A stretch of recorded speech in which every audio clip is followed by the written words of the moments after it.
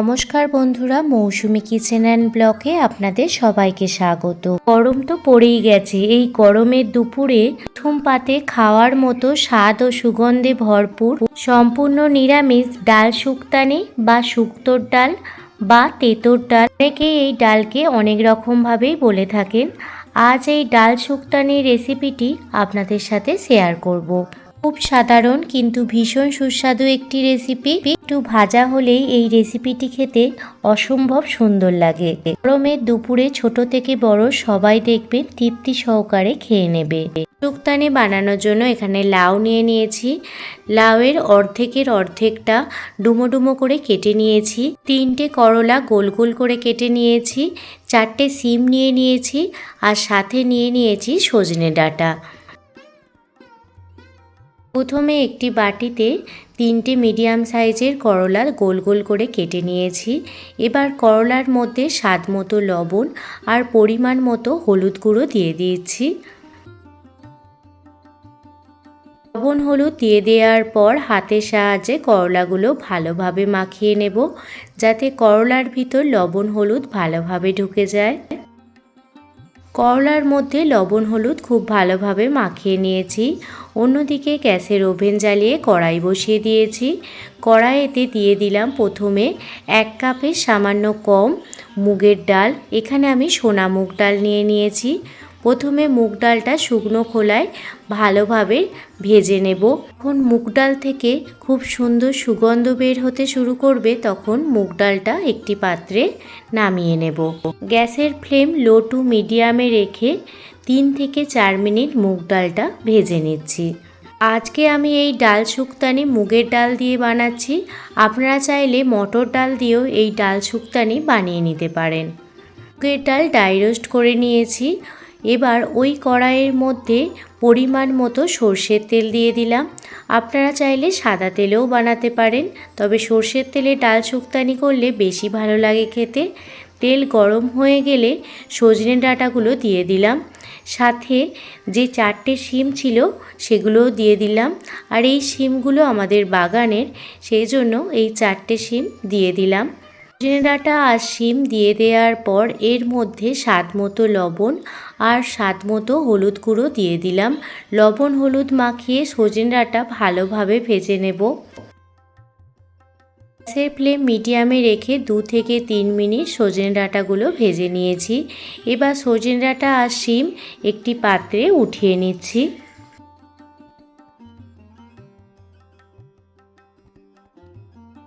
সজনে ডাঁটা আর শিম পাত্রে উঠিয়ে নেওয়ার পর ওই তেলের মধ্যেই লবণ হলুদ মাখানো করলাগুলো দিয়ে দিলাম।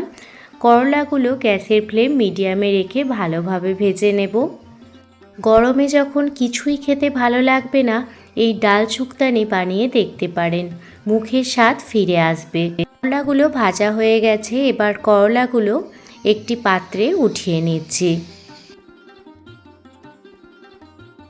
সমস্ত করলা একটি পাত্রে উঠিয়ে নিয়েছি। এবার একটি কুকার নিয়ে নিয়েছি। তার মধ্যে ডুমো ডুমো করে কেটে রাখা লাউগুলো প্রথমে দিয়ে দিলাম। সাথে দিয়ে দেব ভেজে রাখা সজনে ডাঁটা আর শিম। সজনে ডাঁটা আর শিম দিয়ে দেওয়ার পর মুগের ডালটা ড্রাই রোস্ট করে ভালোভাবে ধুয়ে নিয়েছিলাম, আর সেই ডালটাও দিয়ে দিলাম। এবার এর মধ্যে একটি তেজপাতা দিয়ে দিলাম, সাথে স্বাদ মতো লবণ দিয়ে দিলাম আর অল্প পরিমাণে হলুদ গুঁড়ো দিয়ে দিলাম। এবার সমস্ত উপকরণ ভালোভাবে মিশিয়ে নিলাম। ভাবে মিশিয়ে নেওয়ার পর ঢাকনা চাপা দিয়ে 2টো সিটি দিয়ে নেব, যাতে ডালটা খুব ভালোভাবে সিদ্ধ হয়ে যায়। আবারও গ্যাসের ওভেন জ্বালিয়ে আগের কড়াইটাই বসিয়ে দিয়েছি।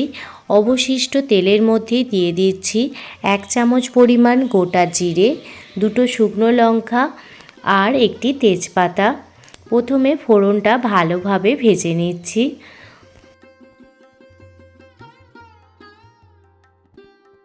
ফোড়ন ভালোভাবে ভাজা হয়ে গেলে এর মধ্যে একটি মিডিয়াম সাইজের টমেটো ছোট ছোট করে কেটে নিয়েছি আর সেটি দিয়ে দিলাম। প্রথমে টমেটোটা ফোড়নের সাথে ভালো করে ভেজে নিচ্ছি। এবার এর মধ্যে দিয়ে দিচ্ছি 1 চামচ পরিমাণ আদার পেস্ট। আপনারা চাইলে আদাটা গ্রেট করেও দিতে পারেন।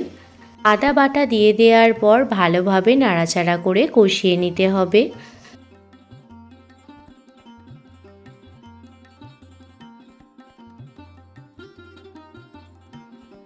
আদা টমেটো ভালোভাবে কষানো হয়ে গেলে এর মধ্যে 2টো কাঁচা লঙ্কা দিয়ে দিচ্ছি। ঝালটা অবশ্যই আপনারা আপনাদের স্বাদ মতো দেবেন। অন্যদিকে ডালটাও একদম সিদ্ধ হয়ে গেছে। আর এবার অল্প পরিমাণ জল দিয়ে দিলাম। অল্প পরিমাণ জল দেওয়ার পর যে ডালটা সিদ্ধ করে নিয়েছিলাম লাউ ডাঁটা শিম দিয়ে সেই ডালটা দিয়ে দিলাম। খুবই সহজ রেসিপি, একবার দেখলে আপনারাও বাড়িতে বানিয়ে ফেলতে পারবেন, কিন্তু খেতে হয় অসম্ভব সুন্দর। ডালটা দিয়ে দেওয়ার পর ভেজে রাখা করলাগুলো দিয়ে দিলাম। করলা দেওয়ার পর ডালটা 2 থেকে 3 মিনিট ভালোভাবে ফুটিয়ে নেব। আর এই সময় লবণ আরও কিছুটা পরিমাণ দিয়ে দেব স্বাদ মতো। আর দিয়ে দেব স্বাদের ব্যালেন্সের জন্য 1 চামচ পরিমাণ চিনি। প্রথমে লবণটা দিয়ে দিচ্ছি, এবার স্বাদের ব্যালেন্সের জন্য অল্প পরিমাণ চিনি দিয়ে দিলাম। আপনারা চাইলে চিনি নাও দিতে পারেন। ডাল শুক্তানি খাবার জন্য একদমই রেডি হয়ে গেছে। তো আপনাদের কাছে এই ডাল শুক্তানির রেসিপিটি কেমন লাগলো অবশ্যই কমেন্ট করে জানাবেন। একবার হলেও এই গরমের দুপুরে ডাল শুক্তানি বানিয়ে দেখুন।